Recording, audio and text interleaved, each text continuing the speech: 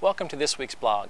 Sometimes I get asked the question, is the terminology one world government in the Bible? Does anywhere in Scripture say that there will be a one world currency? Is that terminology used in Scripture?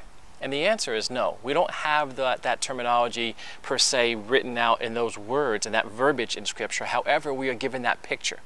We are able to understand that there will be a one world government because there will be a world leader, a ruler who will come in and have great authority and power.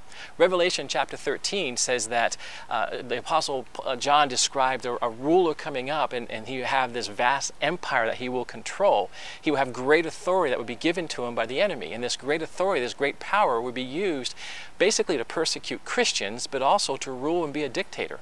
So because we have a king, a ruler coming up and having that power, Revelation chapter 2 says that he will have great authority.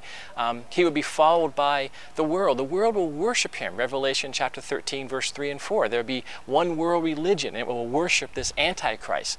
And then verse 3 and 4 says that the worship he will receive it as if he was a god.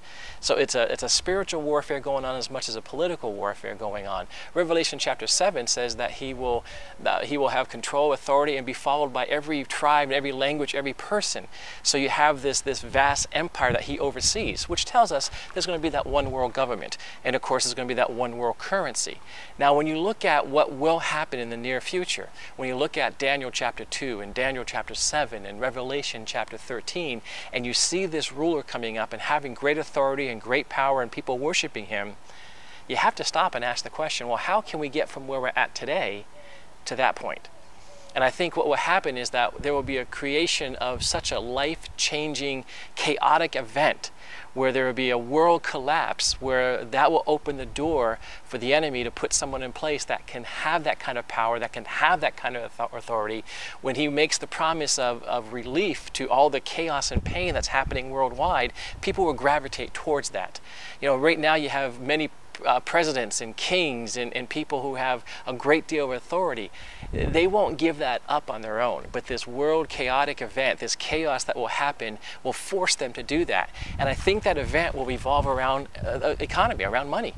Every government needs money to survive. Every government needs money to operate and to go on. So when that money is touched, when that money is devalued, when that money is taken away, the governments collapse. And when the governments collapse, their authority go with it. So that will set the stage. And we're seeing that right now. We're seeing it in Greece. We're seeing it in Spain.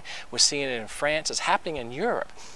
Is it soon to happen here in America, where the economy collapses, and then that sets the stage for this one world leader to come up in Revelation 13 to be seen firsthand.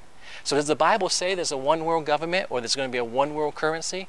No, it doesn't say that verbatim, but it does say that we're heading that direction. Again, Daniel chapter 2, Daniel chapter 7, Revelation 13, plus many of the prophets also predict that. The word of the Lord will come true, and we're headed in that direction, folks. I hope you're prepared. Revelation 13 should be your study this week. God bless you.